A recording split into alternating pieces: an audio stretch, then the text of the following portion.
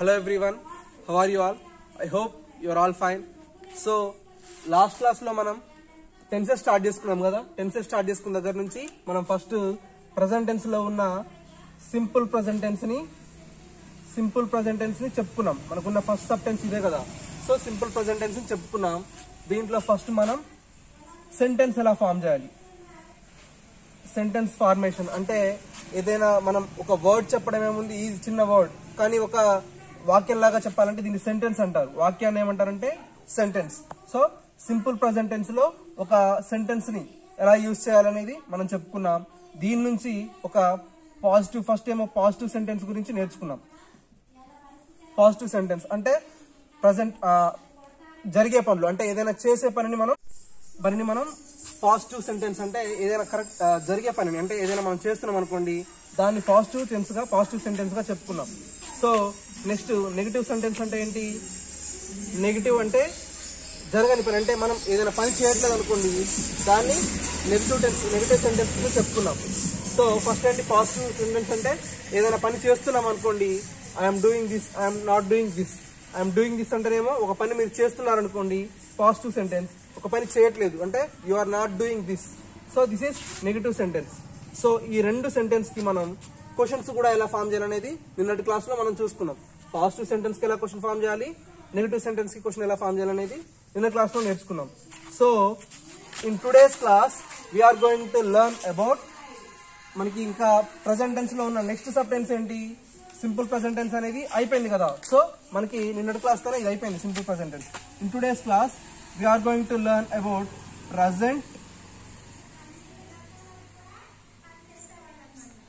present continuous tense. Okay, ఈ రోజు class లో మనం ప్రెసెంట్ కంటిన్యూస్ టెన్స్ ని సెంటెన్స్ గా ఎలా ఫామ్ చేస్తాము, ఆ సెంటెన్స్ అనేది మనకి ఎక్కడ యూజ్ అవుతుంది అనేది we are going to learn in today's class. Okay, ఈ రోజు క్లాస్ లో మనం ప్రెసెంట్ కంటిన్యూస్ టెన్స్ అంటే ఇప్పుడు ప్రెసెంట్ కంటిన్యూస్ టెన్స్ మీకు ఈ వర్డ్ లోనే ఈ టూ వర్డ్స్ లో చూడండి. ప్రెసెంట్ అంటే ప్రస్తుతం, కంటిన్యూస్ అంటే జరుగుతూ ఉన్న పనులు. ప్రస్తుతానికి జరుగుతూ ఉన్న పనులను ఏమంటాము? Present continuous tense. ఇప్పుడు నేను మీకు I'm teaching you class now అంటే నేను మీకు ప్రెసెంట్ ఇప్పుడు చెప్తున్నాను కదా క్లాస్. దీన్ని ఏమంటాము? Present continuous. ప్రస్తుతం జరుగుతూ ఉన్న పనులను ఏదైనా అవ్వచ్చు. లేకపోతే మీ మదర్ ఉన్నారనుకోండి, your mother is cooking now. మీ మదర్ వంట చేస్తూ ఉన్నారు. So that is present continuous tense. ప్రస్తుతం ఏ పనైనా కావచ్చు, ఒక గేమ్ అయినా అవ్వచ్చు, ఆడుకోవడం కానీ, స్లీపింగ్, ప్రజెంట్ జరిగే పనులని, ప్రస్తుతం జరిగే పని ఏదైనా కానివ్వండి ప్రెసెంట్ కంటిన్యూస్ టెన్స్ లో మనం చెప్పుకుంటాం. ఓకే, సో ఈ ప్రెసెంట్ కంటిన్యూస్ ని మనం ఎలా రాస్తామంటే ఫస్ట్ దీనికి ఒక ఫార్ములా ఉంది. ఈ ఫార్ములా ఏంటో చూడండి. First subject. Okay, subject plus helping verb. Okay, helping verb. Next main verb. Next ఇంకా అసలు ఆ మ్యాటర్ అంటే అక్కడ జరిగే పని ఏదైతే అది. Okay, subject plus helping verb plus main verb plus ఇంకా ఏదైనా ఎక్సెట్రా. అక్కడ మనం లాస్ట్ లో ఎవరైనా చేస్తున్నారని చెప్పడానికి ఎక్సెట్రా అనేది యూజ్ చేస్తాం. ఈటీసీ అంటే ఎక్సెట్రా, ఇంకేదైనా అవ్వచ్చు అది. Okay, subject plus helping verb plus main verb plus extra అంటే ఎక్స్ట్రా ఏదైనా అవ్వచ్చు. ఇంకా ఎక్సెట్రా అనుకుంటా అయిపోతుంది. ఎక్స్ట్రా ఇంకా మనం ఒక సెంటెన్స్ ఫామ్ చేసేటప్పుడు మనకి ఎక్స్ట్రా మ్యాటర్ ఉంటుంది కదా, ఎక్స్ట్రా ఏదైనా అవ్వచ్చు. ఓకే, సో సబ్జెక్ట్ అంటే ఇక్కడ టాపిక్ చెప్పేది ఎవరు? అయితే నేను అని. ఒకవేళ మీరు చెప్తున్నారు అనుకోండి యూ. మీకు సబ్జెక్ట్స్ తెలుసు కదా, ఫస్ట్ పర్సన్ లో మనకి సెకండ్ పర్సన్ ఇంకా థర్డ్ పర్సన్ సింగులర్ ప్లూరల్ ఇవన్నీ ఉన్నాయి కదా, వీటిని మనం సబ్జెక్ట్స్ గా చెప్పుకుంటాం. ఫస్ట్ ఒక సెంటెన్స్ అనేది మనం తీసుకుందాం. ఓకే, ఇప్పుడు ప్రజెంట్ నేనున్నాను కాబట్టి మీ క్లాస్ చెప్తున్నాను కాబట్టి నేనే ఒక సబ్జెక్ట్ అనుకోండి. ఫస్ట్ ఐ అనేది ఏంటి? సబ్జెక్ట్ ప్లస్ హెల్పింగ్ వర్బ్ అంటే ఏమీ లేదు. హెల్పింగ్ వర్బ్ అంటే మళ్ళీ వర్బ్ లాగా మీరు ఏదో అనుకోవద్దు.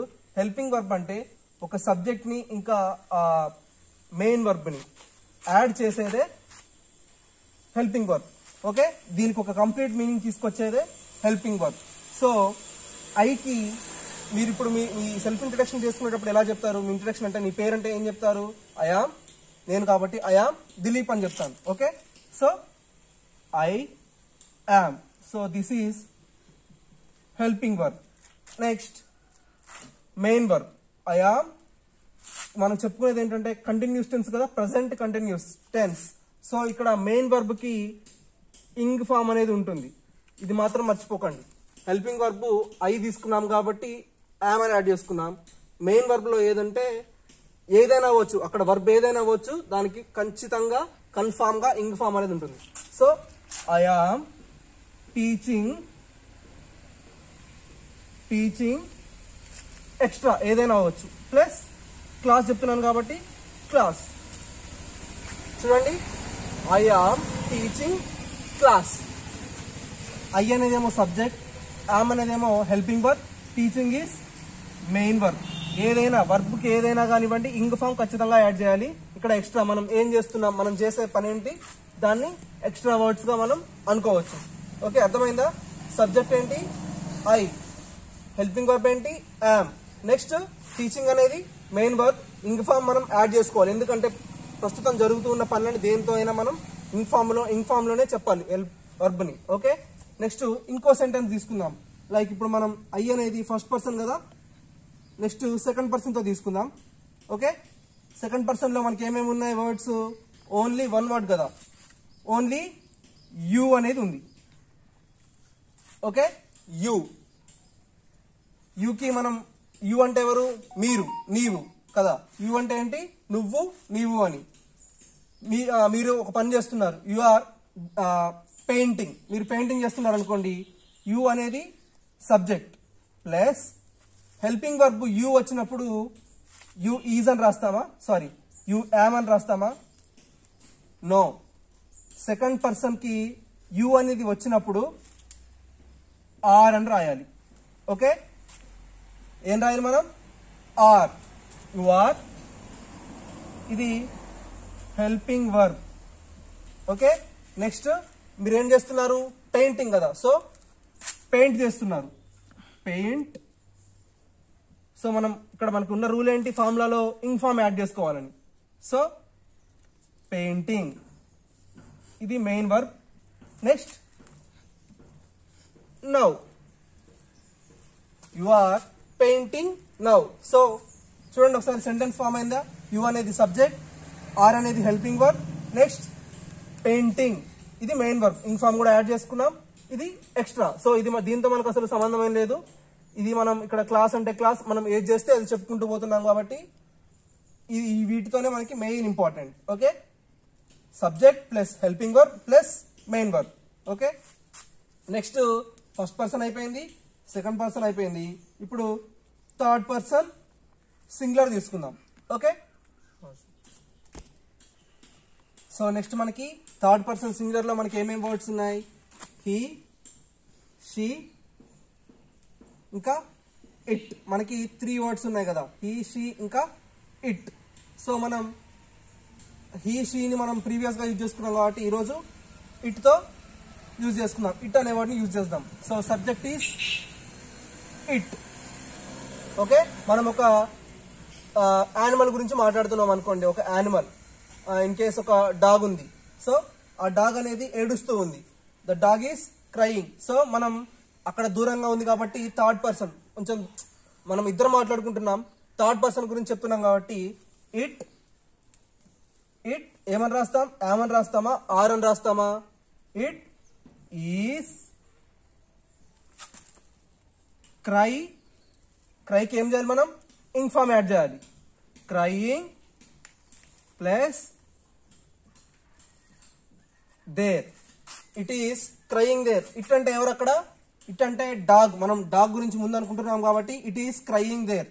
ఇట్ అనే వర్డ్ ని మనం అందుకే జనరల్ గా యూజ్ చేయం, ఎందుకంటే ఒక థర్డ్ పర్సన్ అంటే ఒక ఇద్దరు మాట్లాడుకునేటప్పుడు థర్డ్ పర్సన్ గురించి మాట్లాడుతూ ఉంటే అది పర్సన్ అవ్వచ్చు, లేకపోతే ఒక థింగ్ అవ్వచ్చు, ఒక యానిమల్ అవ్వచ్చు, ఏదైనా అవ్వచ్చు. It is crying there. So it అనేది సబ్జెక్ట్ ఇక్కడ, ఈజ్ అనేది హెల్పింగ్ వర్బ్.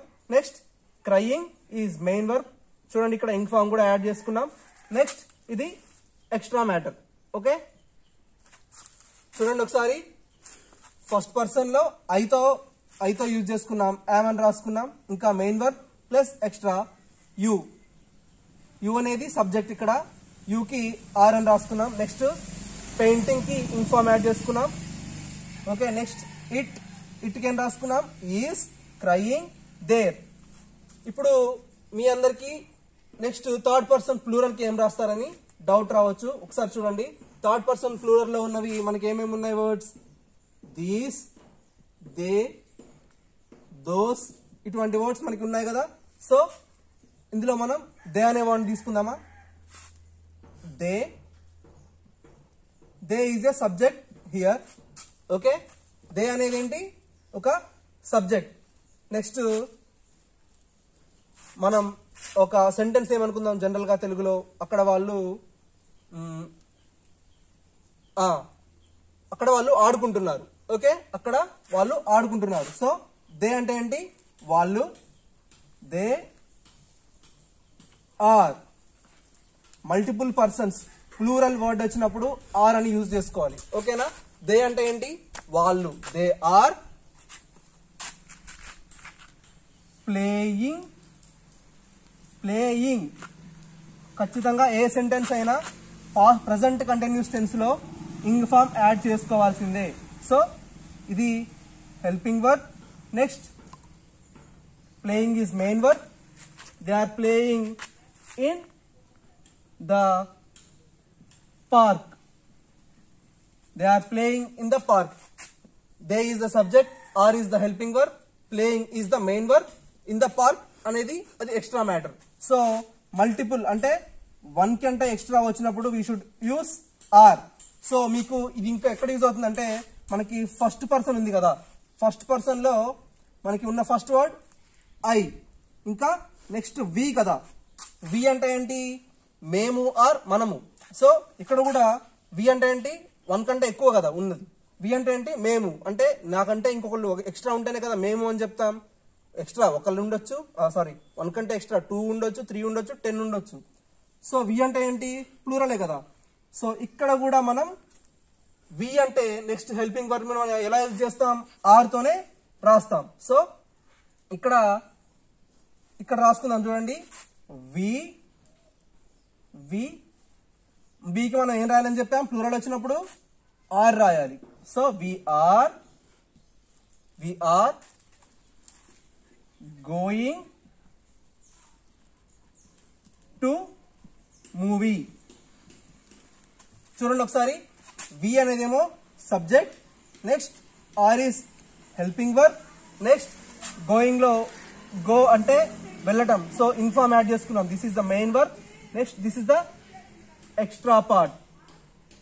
ఓకే, చూడండి ఒకసారి, మనం first person, second person, third person singular తోటి, ఇంకా థర్డ్ పర్సన్ ప్లూరల్, ఇంకా ఐవీలో మనం ఇక్కడ వి అంటే ఏంటి, వన్ కంటే ఎక్స్ట్రా కదా, ప్లూరల్ వర్డ్ వచ్చింది కాబట్టి ఇక్కడ కూడా మనం ఆర్ యూజ్ చేస్తామని చెప్తున్నాం. ఎందుకంటే ఇక్కడ వి యామ్ అని కానీ లేకపోతే వి ఈజ్ అని కానీ మనం రాసుకోలేం కదా, రాయకూడదు కూడా. ఎందుకంటే ఇక్కడ వన్ కంటే ఎక్స్ట్రా ఉంది కాబట్టి, ప్లూరల్ వర్డ్ వచ్చింది కాబట్టి. వి అంటే ఏంటి, మేము ఆర్ మనము అని. వన్ కంటే ఎక్స్ట్రా పర్సన్ ఉన్నారు కాబట్టి you should use are in this sentence.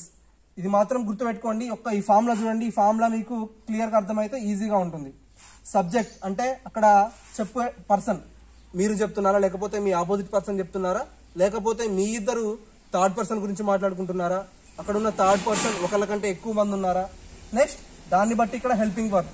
ఒకవేళ మీరు ఒక పర్సన్ గురించి మాట్లాడుతుంటే అక్కడ ఐయామ్, లేకుంటే మీ గురించి మాట్లాడుతున్నారు అనుకోండి, ఇక్కడ యామ్ అనేది వస్తుంది. Okay, so next main verb. Main వర్బ్కి ఏం యాడ్ చేయాలి, ఇంగ్ ఫామ్ యాడ్ చేసాం చూడండి. ప్రతి సెంటెన్స్ లో playing, going, teaching, painting, crying. Because ఇది ప్రజెంట్ కంటిన్యూస్ టెన్స్ కాబట్టి ఇక్కడ మనం ప్రతి సెంటెన్స్ లో ఇంగ్ ఫామ్ అనేది యాడ్ చేసాం. బికాస్ ఇవన్నీ ప్రజెంట్ జరుగుతున్న పనులు. ఐ ఆమ్ టీచింగ్ క్లాస్, నేను క్లాస్ చెప్తున్నాను. యు ఆర్ పెయింటింగ్ నౌ, మీరు పెయింటింగ్ చేస్తున్నారు. ఇట్ ఈస్ క్రయింగ్ దేర్, అక్కడ అది ఏడుస్తుంది. They are playing in the park, వాళ్ళు పార్క్ లో ఆడుకుంటున్నారు. వీఆర్ గోయింగ్ టు మూవీ, మనం మూవీకి వెళ్తున్నాం. So these all sentences are presently under, అంటే ప్రజెంట్ గా జరుగుతూ ఉన్న పనులు. So these are called present continuous tense. అర్థమైంది కదా. సో ఇలాగే ప్రజెంట్ కంటిన్యూస్ టెన్స్ ని నేను ఇప్పుడు ఎలా 5 సెంటెన్స్ రాశాను కదా. సో ఫస్ట్ మీరు కూడా ఏం చేస్తారంటే ఐ, యు, ఇట్, అంటే ఐ అనేది వి అనేది కామన్ గా వస్తాయి. సో యు కూడా కామన్, ఇంకా he, she, it third person singular తోని, ఇంకా థర్డ్ పర్సన్ ప్లూరల్ తోను ఇటువంటి వర్డ్స్ మీరు ఫామ్ చేసి ఈచ్ ఫస్ట్ మీరు ఏం చేస్తారంటే మీ ప్రజెంట్ కంటిన్యూస్ టెన్స్ అని రాసుకొని ఈ ఫామ్ లో రాసుకోండి. తర్వాత ఫస్ట్ 1 by 1 ఐ, తర్వాత యు, ఇంకా లేకపోతే ఐ రాసుకొని తర్వాత వి రాసుకోండి. ఎందుకంటే రెండు ఫస్ట్ పర్సన్ కాబట్టి ఇవి రెండు ఒక దగ్గర రాసుకోండి. నెక్స్ట్ సెకండ్ పర్సన్ యు ఒక దగ్గర రాసుకోండి. ఇది థర్డ్ పర్సన్ లో సింగులర్ కాబట్టి ఇది రాసుకోండి. నెక్స్ట్ ఇది రాసుకోండి. క్లియర్ గా అర్థమవుతుంది దేని కింద అది, అంటే సబ్జెక్ట్ కింద సబ్జెక్ట్ అని, హెల్పింగ్ వర్బ్ కింద హెల్పింగ్ వర్బ్ అని, మెయిన్ వర్బ్ కింద మెయిన్ వర్బ్ అని మెన్షన్ చేస్తే మీకు ఈజీగా గుర్తుంటుంది. ఓకే, సో ఈ రోజుతో ఇది ప్రజెంట్ కంటిన్యూస్ టెన్స్ లో మనం ఈ సెంటెన్స్ ఎలా ఫామ్ చేయాలో చెప్పుకున్నాం. So in next class you're going to learn about ఈ సెంటెన్సెస్ ని మనం క్వశ్చన్స్ గా ఎలా రాయాలనేది you're going to discuss in the next class. So మీకు ఇచ్చే వర్క్ గుర్తుంది కదా. ఈ సెంటెన్స్ మీరు కూడా ఇలాగే మీ ఓన్ గా ఒక్కొక్క సెంటెన్స్ ఫామ్ చేసి ఏది సబ్జెక్ట్, ఏది హెల్పింగ్ వర్బ్, ఏది మెయిన్ వర్బ్, ఇంకా ఎక్స్ట్రా పార్ట్ ఏంది అనేది మీరు మెన్షన్ చేసి రాయండి. So that's your work for today's class. So that's it for today's class. We will discuss the next questions part in the next class. Okay, bye.